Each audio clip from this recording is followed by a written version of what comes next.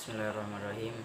Assalamualaikum warahmatullahi taala wabarakatuh. Baik, di sini saya akan menjelaskan tentang sejarah ilmu tulis Arab kuno yang saya ambil dari buku The Histories of the Quran Text yang dikarang atau ditulis oleh Profesor Dr. Andes Muhammad Mustafa Al-Zami. Baik, langsung saja. Sekarang kita akan membahas tentang sejarah ilmu atau ilmu tulisan Arab kuno di buku The Histories of the Quran Text. Pembaca yang merasa kehausan ilmu mungkin bakal bertanya, mengapa tulisan Arab kuno? Kaligrafi dan ejaan ortografi yang tampak tidak ada kaitan dengan topik bahasa atau bahasan dapat menelusup ke dalam buku ini. Jawaban akan semakin dapat dirasakan sekiranya kita kupas terlebih dahulu definisi kaligrafi dan ortografi. Kaligrafi biasanya ditunjukkan pada kajian dokumen zaman dahulu, walaupun saya gunakan di sini dalam artian lebih terbatas. Kajian tentang skrip sebuah bahasa dalam fokus penekanan pada ejaan konvensional. Kebanyakan teori yang bergulir tentang kaligrafi Arab berkaitan dengan asal-usul perkembangan pada kitab Injil, di mana saya hanya akan membahas bagian yang menarik dan tidak akan memberi peluang terlalu luas dalam buku The Histories of Quran ini. Tentang teori ini mempunyai pengaruh kepada keutuhan Al-Quran semenjak mereka menyatakan bahwa bahasa Arab tidak mempunyai huruf atau alfabet di zaman Nabi Muhammad SAW, bahwa perbedaan bacaan pada ayat-ayat tertentu disebabkan kesalahan pada sistem ilmu tulisan Arab kuno, kaligrafi, dan bahwasanya naskah Al-Quran ditulis dengan skrip Kufi pada abad kedua dan ketiga Hijriah, tidak ada pada abad pertama Hijriah.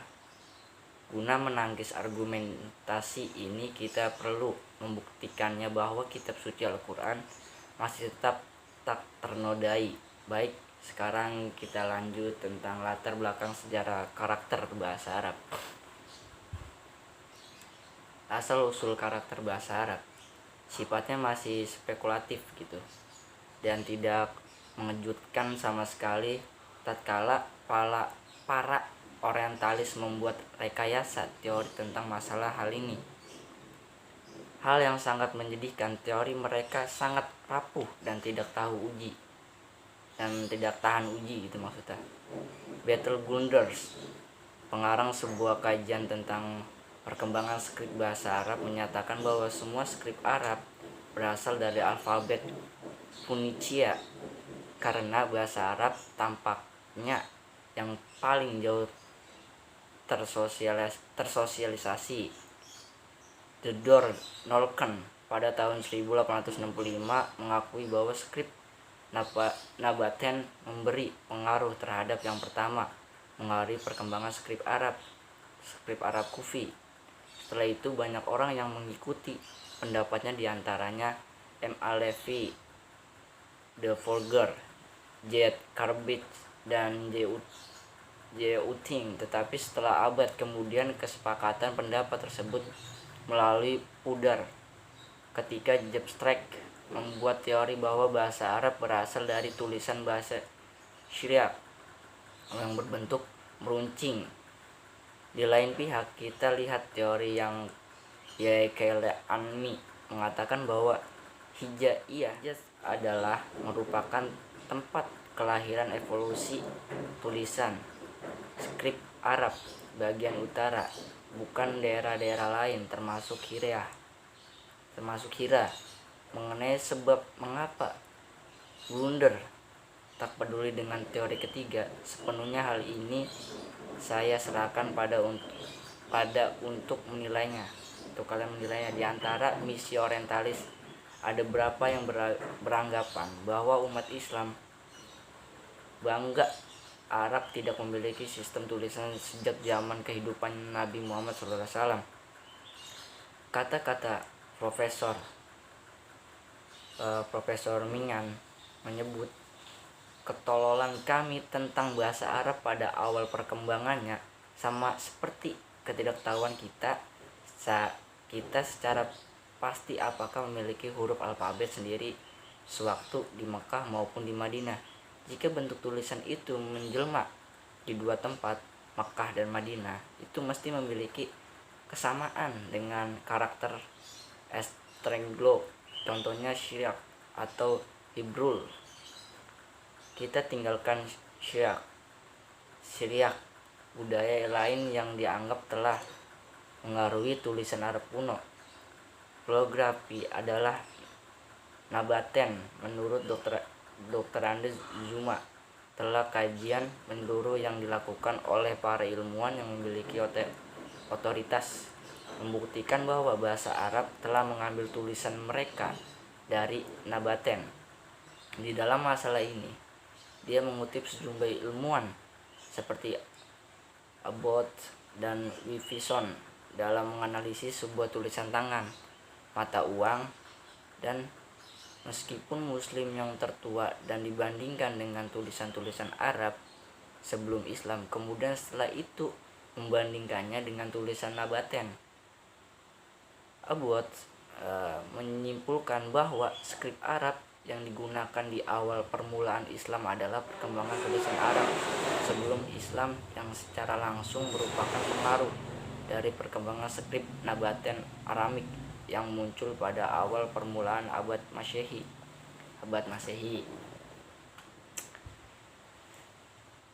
Menyantap semua fakta yang ada tampaknya terasa terlalu banyak dalam memenuhi kepuasan para ilmuwan di sadar maupun tidak. Teori-teori yang dibangun berdasarkan kepada penilaian yang sangat subjektif dan sikap pandangannya saling memusuhi pada keberhasilan bahasa Arab.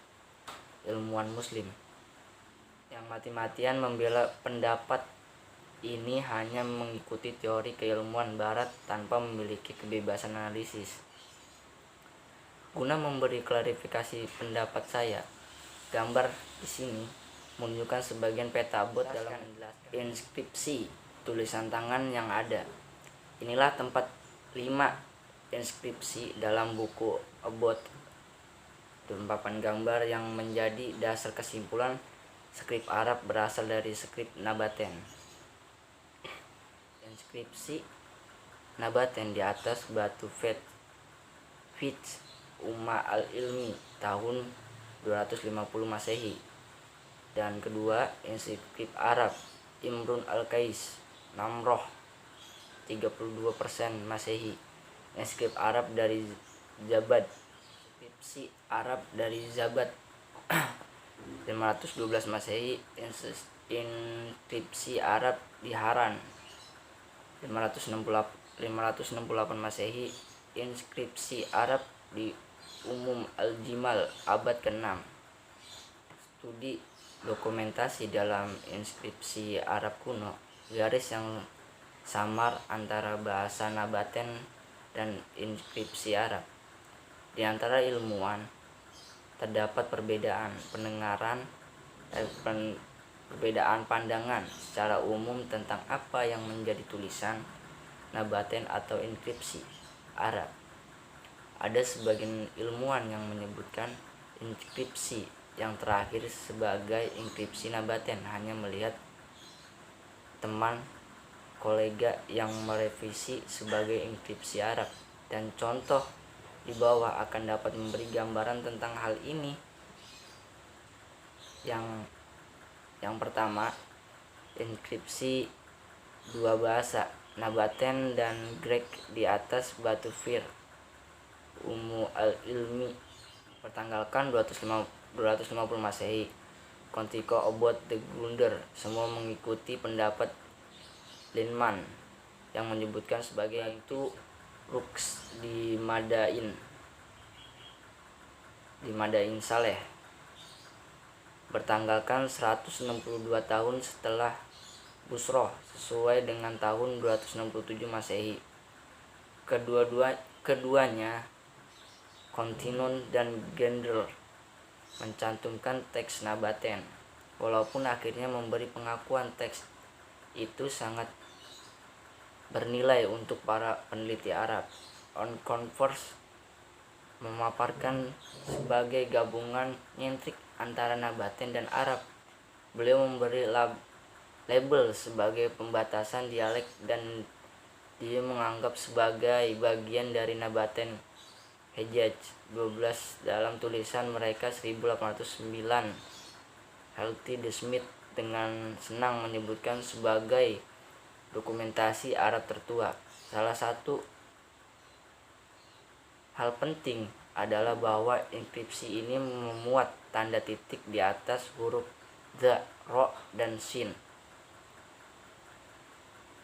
Inskripsi ilmuwan Al-Qais dan Namroh 100 km ke arah barat selatan Damaskus tercatat 223 tahun setelah Busroh 380 Masehi, sedangkan Gunder menganggapnya sebagai inskripsi Nabaten. Yang lain termasuk Kontinu dan Abbot memperlakukan sebagai inskripsi Arab.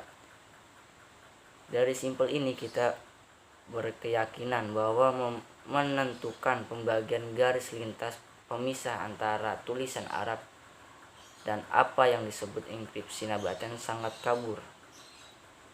Kini dengan adanya intervensi terhadap batu nisan Ruqsah, sebagian teks Arab ialah menjelma sebagai inskripsi Arab tertua. Persamaan yang jelas di antara tiga inskripsi ini adalah karena skripsinya itu semua adalah inskripsi Nabaten. Dengan bahasa apa orang Nabaten berbicara? Dibesar di Mekah sejak dini dari zaman kanak-kanaknya.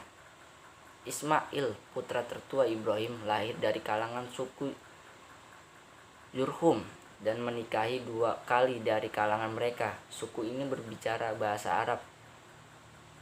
Dan demikian pula tak diragukan lagi Ismail berbicara dengan bahasa yang sama, bahasa Arab Jurhum.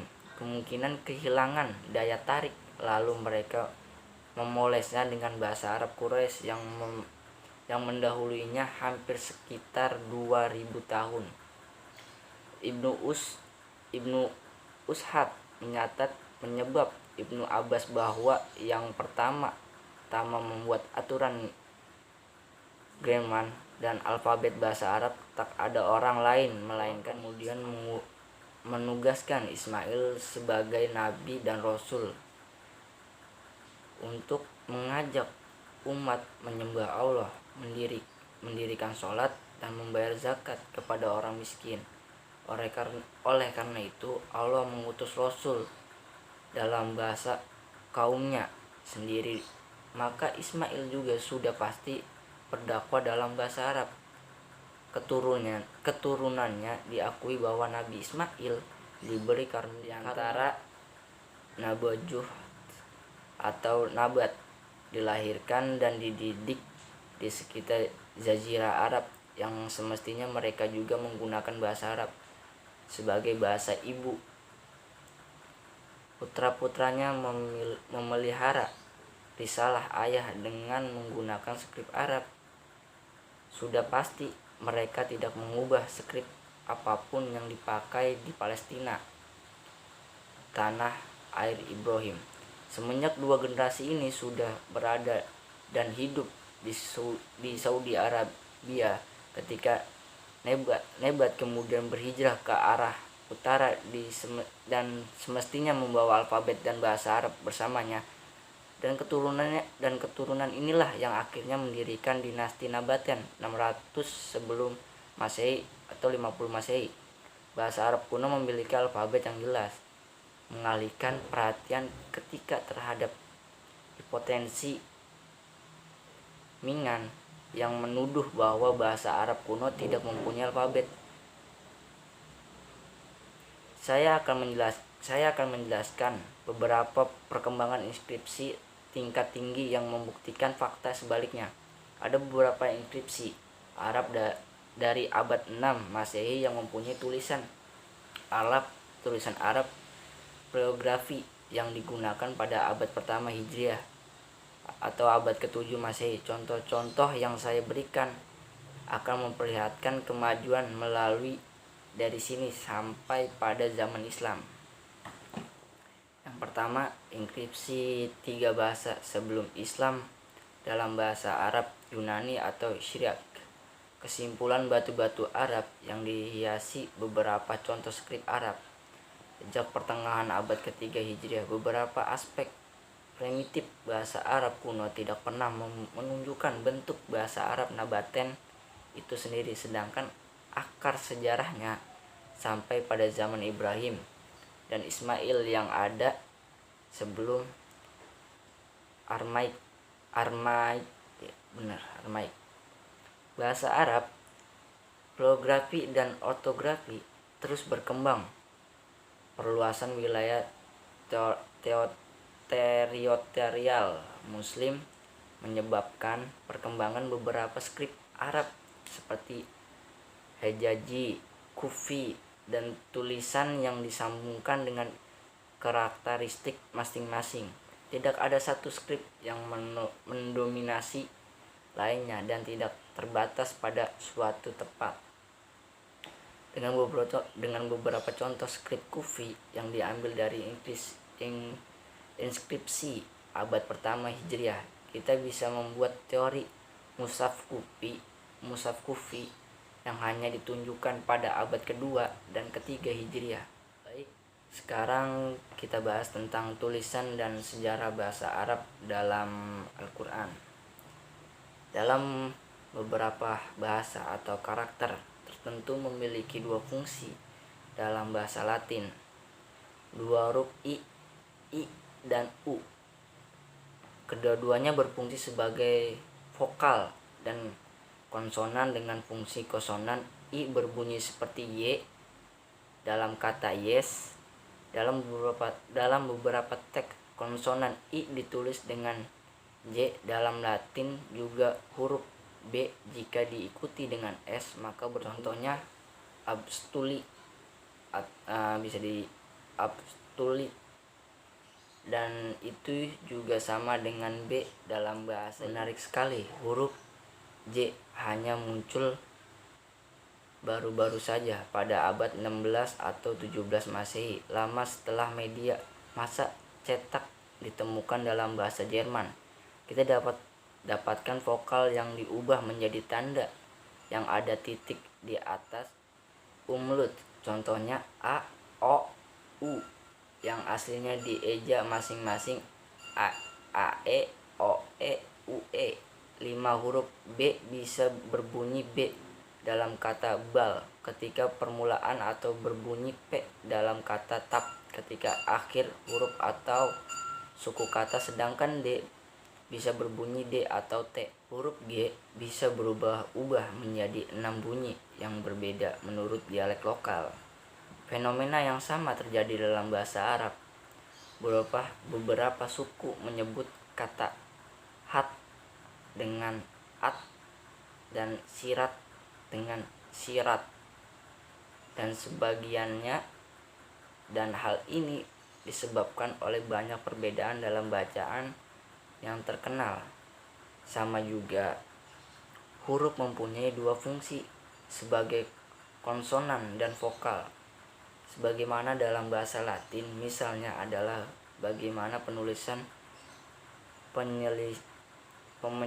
penyelipan Arab dulu atau kuno menggunakan 3 huruf ini memerlukan perhatian yang khusus. Metode mereka walaupun kelihatan rada memusingkan bagi kita saat ini, namun cukup jelas bagi mereka. Dari pendahuluan singkat ini, sekarang kita hendak selidiki sistem ortografi ejaan Arab pada zaman awal Islam. Gaya tulisan pada zaman Islam pada zaman Nabi Muhammad SAW di Madinah. Nabi Muhammad SAW mempunyai penulisan yang banyak berasal dari beberapa suku dan tempat yang sudah terbiasa dengan dialek dan ejaan yang berbeda. yang ejaan berbeda-beda menurut adat masing-masing. Contohnya, Yahya berkata bahwa dia melihat surat yang dibacanya oleh Nabi Muhammad SAW kepada Khalid bin Sa'id bin As yang memuat beberapa kejanggalan. Kanan ditulis kawan dan hat dieja hat, hatta dieja hat. Dokumentasi yang lain yang diserahkan Nabi SAW kepada Rajin bin Anas al-Sulaiman juga dieja hattai dengan hat menggunakan 2 y, ya yang sudah lama berbeda dengan 1 y. Didapatnya dalam kata bayad dan khairi. Sudah jelas tidak menggunakan titik pada surat-surat Nabi SAW. Satu dokumentasi abad 3 Hijriah menggambarkan beberapa surat dalam banyak cara, banyak sekali bukti-bukti mengenai perbedaan dalam gaya tulisan pada zaman permulaan Islam. Kajian tentang ortografi ejaan Mushaf Utsmani. Telah banyak buku yang menyinggung tentang ejaan yang janggal dalam Mushaf Utsmani dengan lebih detail lagi, khususnya dalam menganalisis contoh-contoh ejaan yang menyeleweng di antara beberapa bab dalam Al-Mughni. Contohnya di bawah. Judul Handing Expansion of Mushaf Spellingware, Populus of Era, Dover of List meneliti ejaan mushaf yang vokalnya dibuang atau disembunyikan. Subjudul Expansion of Word where alif is dropped for alphabetian meneliti kata-kata yang ada alifnya dibuang untuk tujuan singkat. Adani mengutip Nafi bin Abi Nu'aim 7016 Hijriah, pengarang asli kemudian membuat daftar ayat-ayat yang di dalamnya ada alif yang dibaca tetapi tidak ditulis. Baik, setelah kita bahas tentang sejarah tulisan Arab kuno di buku The Histories of the Quran Text, dan sekarang kita membahas tentang penyempurnaan ortografi Al-Quran di buku yang berbeda. Buku yang saya baca untuk membahas tentang penyempurnaan ortografi Al-Quran adalah buku The Rekonstruksi yang ditulis oleh Taufik Adnan Amal. Baik, langsung saja penyempurnaan ortografi Al-Quran. Karakteristik ortografi Utsman. Ortografi imla lama atau script defictiva yang digunakan dalam salinan-salinan Al-Quran memiliki makna yang penting. Sejarah teks kitab suci tersebut sekalipun sebagian besarnya hanya merupakan hal-hal yang bersifat teknis. Dari bentuk ortografi inilah simpulan tentang bahasan Al-Quran dan munculnya ortografi baru. Scription plan bisa ditarik dalam karyanya Al-Mughni fi Ma'rifah Marsum Mashafi Mushaf Al-Amsar. Ibnu Amr Al-Dani telah mendokumentasikan karakteristik ortografi Mushaf Utsmani yang menyimpang dari kaidah-kaidah ortografi yang lazim dikenal di kalangan sarjana bahasa Arab. Berdasarkan dokumentasi Al-Dani ditambah sejumlah sumber klasik lainnya, terutama dari temuan-temuan poligrafis atau manuskrip Al-Quran yang awal, Gebrekstra menyebut satu daftar tentang ciri khas ortografi teks Utsmani. Uraian dalam paragraf-paragraf berikut sebagian besarnya didasarkan pada daftar Gebrekstra. Latar belakang penyempurnaan ras Al-Quran. Langkah penyeragaman teks yang dilakukan oleh Khalifah ketiga Utsman ibnu Affan lewat pengumpulan resmi Al-Qurannya, terutama sekali dapat dilihat sebagai tonggak awal upaya standarisasi teks maupun bacaan Al-Quran. Alasan Utsman yang berada di balik kodifikasi tersebut yakni perbedaan tradisi teks dan bacaan yang mengarah kepada perpecahan politik umat Islam, seperti dikemukakan dalam bab 6 dengan gamblang memperlihatkan hal ini. Namun lantaran ketidaksamaan perumpamaan aksar Arab yang ketika itu digunakan untuk menyalin Al-Quran, langkah tersebut belum dapat mencapai hasil yang dihajatkan. Bentuk skrip deficta yang digunakan untuk menyalin Al-Quran ketika itu masih membuka peluang bagi seseorang untuk membaca teks kitab suci secara beragam.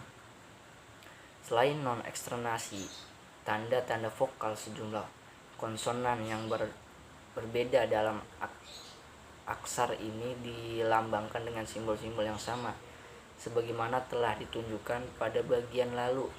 Kekeliruan pembaca teks Al-Quran tashif yang disalin dalam aksar semacam ini tentu saja bisa diminimalisir atau dihindarkan jika seorang mempunyai tradisi hafal Al-Quran yang kuat atau tidak memiliki tingkat keakraban yang tinggi terhadap teks kitab suci. Kalau tidak demikian, sangat mungkin baginya terjebak dalam kekeliruan pembacaan. Fungsi tulisan ketika itu memang hanya merupakan alat untuk memudahkan hafalan, dan hafalan sebagaimana diketahui secara umum merupakan tradisi bangsa Arab paling menonjol sejak beberapa generasi sebelumnya.